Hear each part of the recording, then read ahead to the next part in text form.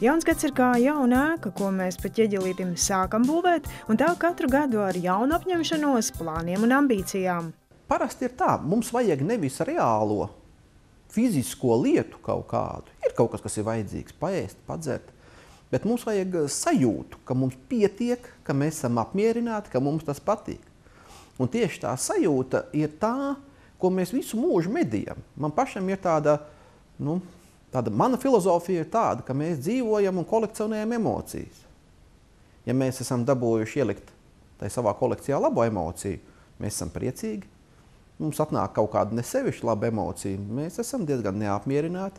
Ja mums nāk nelabās emocijas vesela strīpa, mēs uzskatām, ka viss ir ļoti slikti.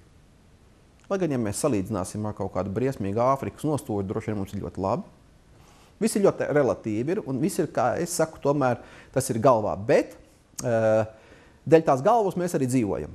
Cik daudz mūsu sajūtām un pašjūtai ir darīšana ar pilsētu vai tieši otrādi lauku vidi, ēkām un interjeru, kurā mēs dzīvojam un strādājam?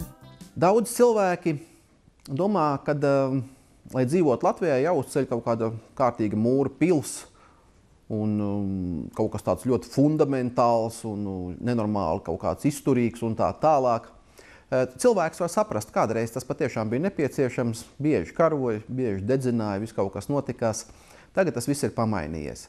Īstenībā mums ir palikuši vairs tikai daži tādi nopietni iemesli, kāpēc vispār māju celt. Kāpēc mēs ceļam māju? Vispār tāds jautājums rodās bieži vien. Bieži vien piepildam kaut kādus savus sapņus. Citreiz gribās parādīt kaimiņiem, ko mēs varam izdarīt. Bet īstenībā jau mums ir vajadzīga dzīves vieta, kurā mēs justos ērti un labi. Un tieši tā ērtības sajūta un tas komforts, tas ir tas, ko mēs cenšamies nodrošināt savās konstrukcijās. Mēs savā mājā darām tā.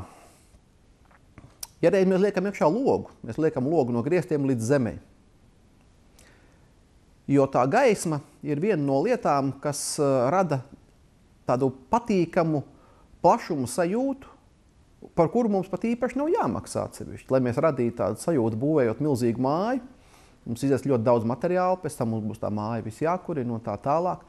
Bet tagad tās mūsdienu tehnoloģijas atļauj likt ļoti lielus logus. Logi ir ļoti silti mūsdienās.